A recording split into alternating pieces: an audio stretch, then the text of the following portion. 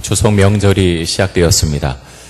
제가 보니까 우리 찬양대 중에도 고향 가신 분들 많이 계신 것 같고요. 또 오늘 여기에 가족들과 함께 처음으로 우리 교회에 오신 분들도 여러분 계신 것 같습니다. 환영하고 축복합니다. 주 앞에 우리가 예배 드리면서 은혜로 나아갈 수 있기를 원하고, 또 고향에 가신 분들도 하나님의 은혜가 그분들 가운데 함께 하시기를 기원합니다. 우리는 계속해서 요한복음 말씀을 살펴보고 있습니다. 예수님께서 무덤에 들어간 지 이미 나흘이나 되는 나사로를 말씀 한마디로 살리셨습니다. 나사로야 나오라 라고 했을 때 나사로가 밖으로 나왔습니다. 오늘 말씀에 보니까 유대인들이 이런 나사로가 다시 살아난 모습을 보고 예수님을 믿었다 그랬습니다. 무엇을 믿었습니까? 예수님이 하나님의 아들이신 것을 믿었습니다. 예수님께서 메시아, 구원자이시라고 하는 것을 믿었습니다. 많은 사람들이 예수님에게 돌아오게 되었는데, 그런데 모든 사람들이 다 예수님을 믿은 것은 아니었습니다. 그 모습을 지켜본 사람들 중에 모든 사람이 예수님을 믿은 것이 아니라 일부는 바리새인들에게 나아갔습니다. 좋지 않은 마음을 가지고 나아간 거죠. 그리고 바리새인들에게 가서 말했을 것입니다. 이러한 일이 있었는데 그래서 유대인들이 많이 요동합니다. 그 소식을 보고받은 바리새인들이 예루살렘 공회를 이제 소집을 합니다. 그래서 대제사장들, 서기관들, 바리새인들이 예루살렘 공회로 모이게 됩니다. 그들은 이런 의논을 하죠. 많은 사람들이 예수를 믿고 따르는데 이 일을 어찌하면 좋겠느냐라고 논의를 시작합니다. 48절입니다. 이렇게 말씀하는데요. 만일 그를 이대로 두면 모든 사람이 그를 믿을 것이요, 그리고 로마인들이 와서 우리 땅과 민족을 빼앗아 가리라 하니. 자, 이 말씀이 무엇입니까? 지금 어떻게 지금 말씀하고 있습니까? 이들이 무엇을 두려워하고 있습니까? 로마인들이 와서 우리 땅과 민족을 빼앗아 가리니. 우리가 언뜻 보면 이 말씀이 이스라엘 민족 전체를 생각하는 것처럼 보일 수도 있습니다. 하지만 그렇지 않죠. 여기서 말하는 이 우리라고 하는 이 우리는 지금 예루살렘 공회, 이 공회원들을 말하고 있습니다. 바리새인들, 서기관들, 대제사장들을 지칭하고 있습니다. 유진 피터스 목사님이 48절을 메시지 성경에서 이렇게 번역을 했는데요. 잘 보십시오. 이대로 두면 조만간 모든 사람이 그를 믿게 될 테고, 그러면 로마 사람들이 와서 얼마 남지 않은 우리의 권력과 특권마저 빼앗고 말 것입니다. 자, 이들은 무엇을 걱정합니까? 지금 바리새인들, 서기관들, 대제사장들 권력을 갖고 있습니다. 재물도 갖고 있습니다. 그런데 예수를 믿고 사람들이 요동치게 되면 로마가 우리 삶에 관여하게 될 것이고, 우리가 갖고 있는 권력도 뺏어가고 재물도 뺏어갈 것이다. 이를 막자라고 이들은 지금 말하고 있습니다. 종교가 권력이 되면 사람들은 타락합니다. 중세 유럽 교회의 모습을 우리는 잘 기억하고 있습니다. 탐욕의 눈이 어두워진 로마 교황과 이에 동조하는 많은 신부들이 타락했습니다. 면죄부를 팔았죠. 말도 안 되는 거죠. 면죄부 사면 천국 간다. 연옥에 있던 잘못된 지옥으로 갔던 그런 영혼들이 천국으로 갈 수 있다. 이렇게 사람들을 현혹했고 너무나 당당하게 면죄부를 팔았고, 거기에서 이득이 난 것으로 베드로 성당을 화려하게 지었고, 또 자신들의 화려한 삶에 그 돈을 사용했습니다. 재물과 권력이 교회 안으로 밀고 들어오면 사람은 타락할 가능성이 정말 많아집니다. 예수님께서 말씀하시기를 너희는 하나님과 재물을 겸하여 섬길 수 없다라고 말씀합니다. 현실 속에서 권력과 재물에 길들여지게 되면 그 가운데 있는 사람은 그것이 불신앙인지 잘 알지 못하고 깨닫지 못하는 가운데 그 가운데서 살아갈 수 있습니다. 개인도 그렇고 교회도 마찬가지입니다. 어떻게 하면 우리는 이런 잘못된 모습으로 들어가지 않고 정말 바른 신앙 가운데서 우리가 살아갈 수 있겠습니까? 우리가 성경 말씀에 비춰보면서 우리 자신의 모습을 점검해 가는 것입니다. 그래 주의 십자가 앞에 엎드려서 내가 바르게 살고 있는가? 우리 교회는 바르게 가고 있는가? 우리 민족은 바르게 가고 있는가? 말씀 가운데서 또 기도하는 가운데 우리의 모습을 점검해 나갈 수 있을 것입니다. 자, 오늘 말씀에 보면 예루살렘 공회가 소집된 가운데서 그 해의 대제사장이었던 가야바라고 하는 사람이 이렇게 말을 합니다. 50절입니다.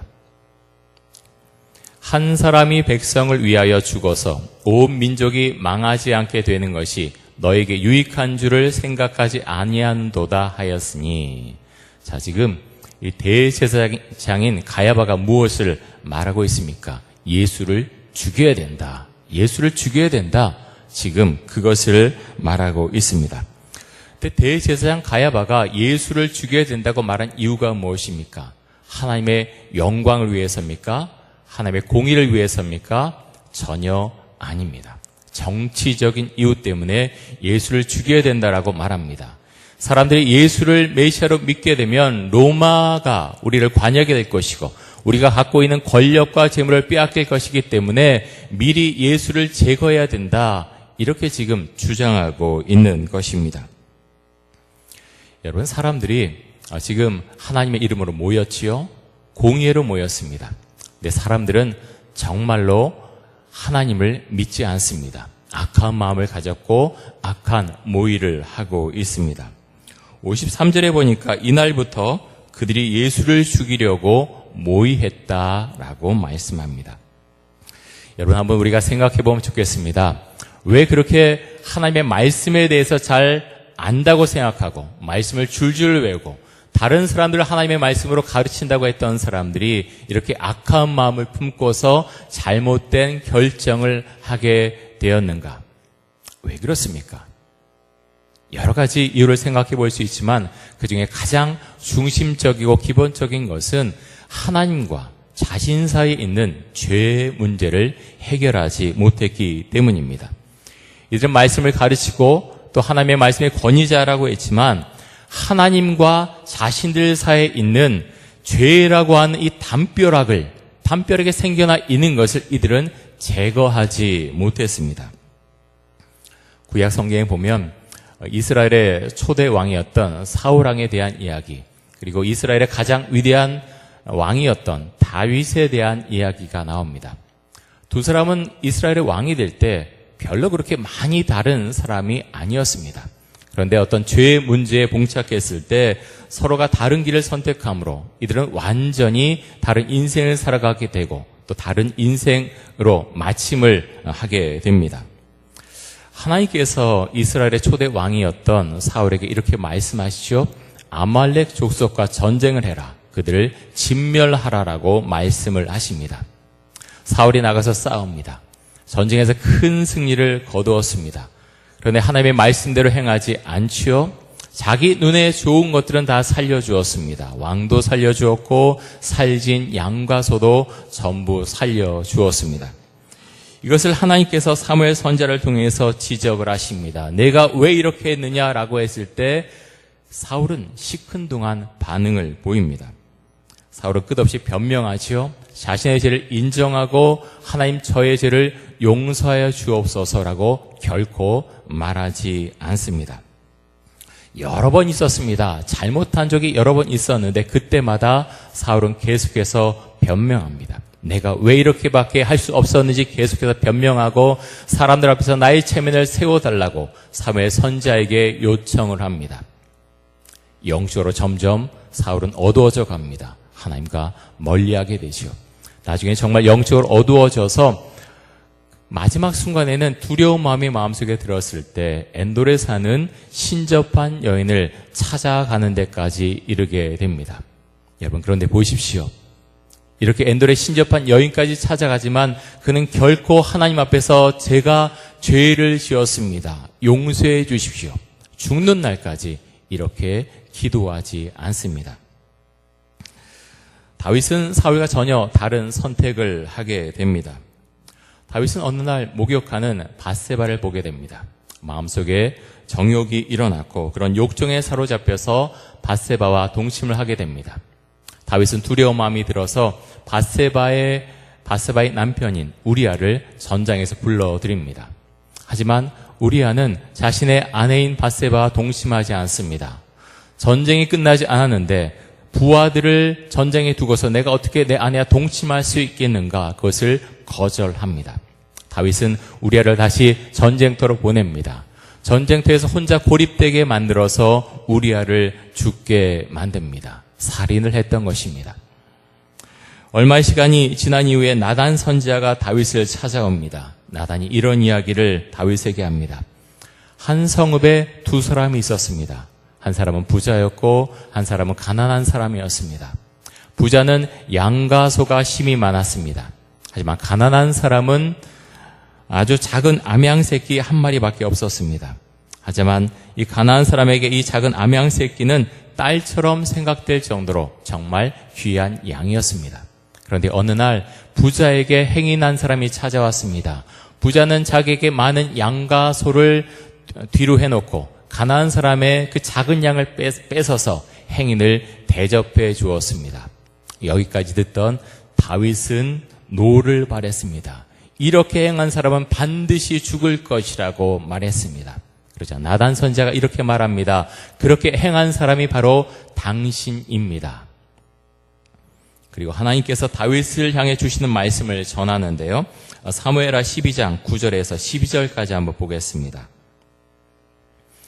이렇게 말씀합니다. 하나님께서 나단 선지자를 통해서 다윗에게 주는 말씀입니다. 그러한데 어찌하여 내가 여호와의 말씀을 업신여기고 나 보기에 악을 행하였느냐? 내가 칼로 햇사람 우리아를 치되 암몬 자손의 칼로 죽이고 그의 아내를 빼앗아 내 아내로 삼았도다. 이제 나를 업신여기고 햇사람 우리아의 아내를 빼앗아 내 아내로 삼았은즉 칼이 내 집에서 영원토록 떠나지 아니하리라 하셨고, 여호와께서 또 이와 같이 이르시기를 보라 내가 너와 내 집에 재앙을 일으키고 내가 내 눈앞에서 내 아내를 빼앗아 내 이웃들에게 주리니 그 사람들이 내 아내들과 더불어 백주에 동침하리라. 너는 은밀히 행하였으나 나는 온 이스라엘 앞에서 백주의 일을 행하리라 하셨나이다 하니. 자, 하나님께서 뭐라고 말씀하십니까? 내가 나를 업신여겼다. 내가 나의 말을 업신여겼다라고 말씀합니다. 하나님께서 이렇게 말씀하십니다. 우리가 죄에 대해서 회개하지 않고 잘못된 것들을 행할 때 내가 나를 업신여겼기 때문에 이런 일들을 행했다라고 말씀을 하십니다. 다윗이 이런 말을 들었을 때 어떤 반응을 보였습니까? 하나님 앞에 용서를 구합니다. 하나님, 제가 잘못했습니다. 하나님, 저를 용서해 주옵소서. 하나님 앞에 용서를 구합니다. 사울과 다윗의 가장 큰 차이는 바로 이것입니다. 우리가 볼 때 그것이 무슨 차이가 있겠나 생각될 수도 있습니다. 하지만 하나님 앞에서는 이것이 가장 큰 차이였습니다. 다윗도 죄를 지었고 사울도 죄를 지었습니다. 하나님께서 그 죄에 대해서 말씀하실 때 사울은 자신의 죄를 인정하지 않습니다. 내가 무슨 큰 죄를 지었는가? 계속해서 꼿꼿한 모습을 가지고 있습니다. 그래서 하나님에게서 계속해서 멀어져 갑니다. 하지만 다윗은 자신의 죄를 인정합니다. 그리고 하나님 앞에 용서를 구합니다. 사울은 자신의 생각을 죽는 날까지 버리지 않죠. 계속해서 자신의 생각을 갖고 살아갑니다. 내가 옳다라고 생각하고 그것을 끝까지 붙들고서 죽는 날까지 갑니다. 결코 회개하지 않습니다. 하지만 다윗은 그렇게 하지 않았지요. 회개하고 주인과 함께 교제하고 주와 함께 살기를 원했습니다. 시편 28편 7절에서 이렇게 다윗은 하나님 앞에 자신의 마음을 고백합니다. 우리 같이 한번 우리 신앙을 고백하는 마음으로 함께 한번 읽겠습니다. 여호와는 나의 힘과 나의 방패이시니 내 마음이 그를 의지하여 도움을 얻었도다. 그러므로 내 마음이 크게 기뻐하며 내 노래로 그를 찬송하리로다. 아멘. 여러분, 다윗의 마음에는 늘 이런 마음이 있었습니다. 여호와는 나의 힘과 방패이십니다. 내가 주님을 의지합니다. 주께로부터 도움을 얻었습니다. 그래서 내 마음이 크게 기뻐하고 주를 찬양합니다. 다윗은 그렇게 주 앞에 고백합니다. 여러분 잘 알고 계시죠? 다윗의 삶 가운데는 많은 고난과 어려움이 있었습니다. 그럴 때마다 다윗은 주를 붙들고서 다시 일어납니다. 그의 삶 가운데 온갖 평안이 임했기 때문에 그가 이렇게 고백한 것이 아니었습니다. 우리도 이런 고백을 주 앞에 드릴 수 있기를 원합니다. 여러분 제가 질문 하나 드리겠습니다. 여러분은 예수님을 인격적으로 만나셨습니까? 한번 속으로 대답해 보십시오. 예수님을 인격적으로 만나셨습니까? 저는 이런 질문하면서 제가 말씀 준비하면서 저는 모태신앙인데 어릴 때부터의 저의 모습을 한번 생각해 보았습니다. 특별히 중고등학교 때 수련회 가서 참 많이 울면서 기도했던 때가 생각이 났습니다. 사실은 진실한 마음으로 그렇게 기도했습니다. 하나님 나의 죄를 용서해 주시고 하나님 주의 말씀대로 제가 살아가게 하여 주옵소서. 그런데 생각해 보면 그 수련회가 끝나고 나서 며칠 지나지 않아서 그 은혜가 사라져버렸던 그런 기억이 있습니다. 물론 고등학교 때 제가 임원할 때 참 열심히 있었습니다. 그래서 선후배들과 함께 교회 모여서 누가 시키지도 않았는데 한 달에 한 번 정도는 철야를 했습니다. 함께 기도했습니다. 주 앞에 부르짖어 기도했고 울면서 죄를 회개했습니다. 그런데 그때 정말 나는 인격적으로 주님을 만난 것인가? 지금 와서 제 자신을 생각해 보면 그렇지 않았다고 하는 것을 알 수가 있습니다. 저는 대학부 때 전도사님과 성경 공부하고 또 기도회를 하면서 또 수련회를 통해서 말씀으로 저를 새롭게 해주시는 그 하나님을 알게 되었습니다. 그때 전도사님이 지금 장신에 계시는 박상진 교수님이신데 참 많은 은혜를 받았고 또 말씀을 어떻게 공부하고 말씀을 어떻게 가까이 하는지 그때 배우게 되었습니다. 근데 또 생각해 봅니다. 그러면 나는 인격적으로 주님을 받아들였는가? 중고등학교 때보다 훨씬 나아진 것 같습니다. 하지만 제가 제 자신의 모습을 돌이켜보면 그렇지 않다고 하는 고백을 할 수밖에 없습니다. 그렇다면 여러분, 예수님을 인격적으로 만났다고 하는 것은 무엇입니까? 여러분 예수님을 인격적으로 만나셨습니까? 제가 여러 책도 읽고 이렇게 주와 함께 동행해 살면서 이런 고백을 주 앞에 드리게 됩니다. 예수님을 인격적으로 만났다고 하는 것은 예수님을 우리의 마음속에 받아들이는 것입니다. 예수님과 함께 그 순간부터 예수님과 함께 살아가는 것입니다. 그것이 예수님과 인격적으로 만난 것입니다. 그렇게 되면 여러분 어떻게 됩니까? 내가 어느 곳에 있든지 예수님께서 하나님께서 나를 바라보고 있다는 것을 결코 잊지 않습니다. 여러분 이것은 굉장히 중요합니다. 예수님 인격적으로 만났습니까?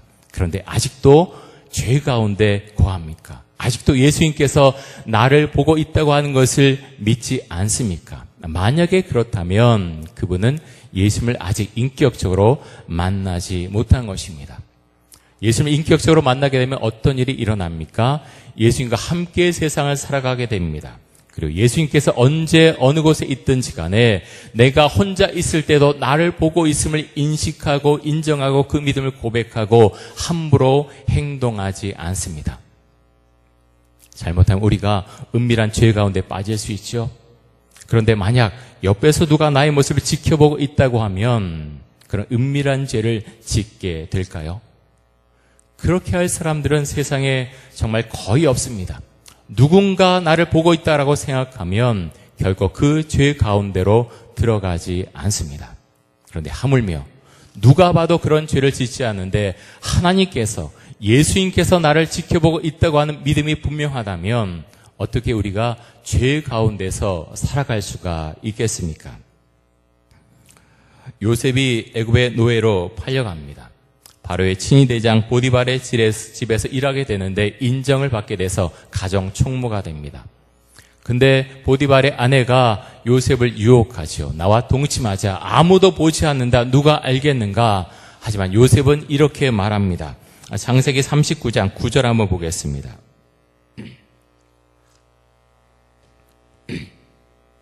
요셉이 이렇게 말합니다.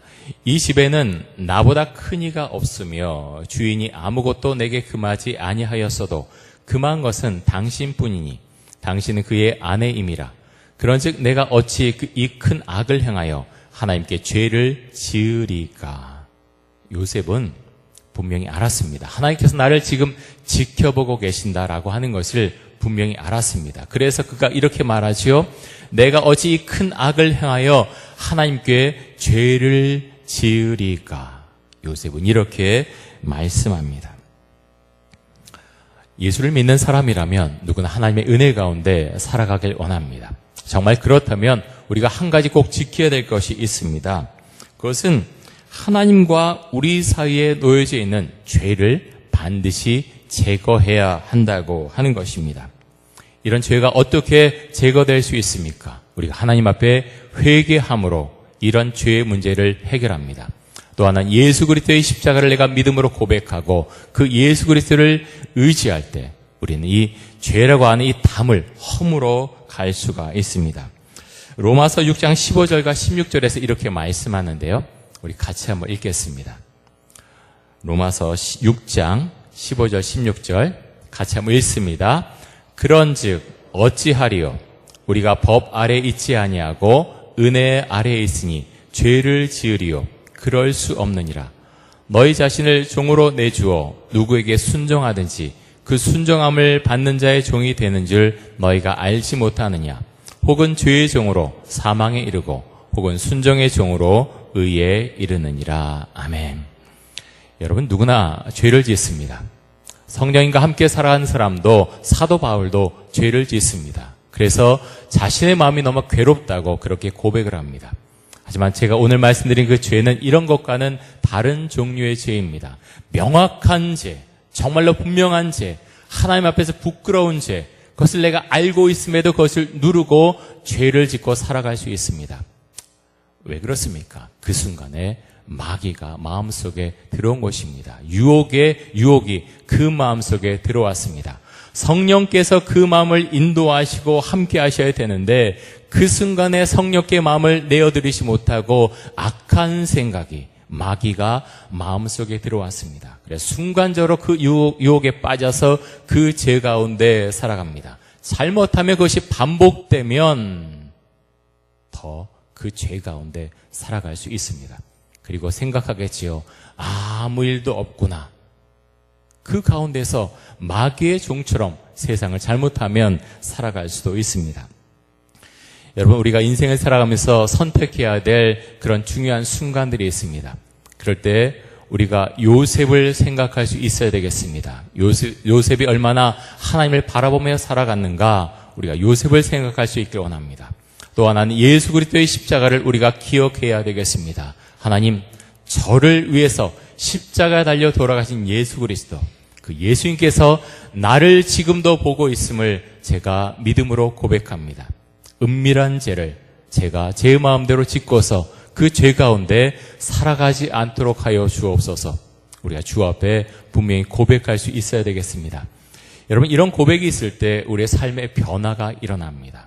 하지만 이런 삶의 고백이 없으면 우리의 삶에는 변화가 일어나지 않습니다. 예수님의 말씀에 대해서 잘못하면 우리의 지식적으로만 그 말씀을 받아들여서 종교 생활을 하는 사람으로 그렇게 계속해서 그 자리에 머무를 수 있습니다. 사랑하는 성도 여러분, 우리가 주의 말씀 가운데 살기를 원하고 정말 마음이 미지근하고 정말 주의 말씀 가운데 살지 못하다면 그 가운데는 분명한 죄의 문제가 있습니다. 정말 주께서 원하시는 그 말씀을 주 앞에 드리지 못하고 그 기도를 주 앞에 드리지 못하고 뭔가 영적으로 온전치 못한 것이 하나님과 자신 사이에 있다고 하는 것입니다. 사랑하는 성도 여러분, 예수님을 인격적으로 만나시고 그 예수님과 함께 동행하며 세상을 살아갈 수 있기를 간절히 원합니다. 그런 은혜가 여러분의 삶 가운데 또 가정 가운데 충만하게 임하기를 간절히 원합니다.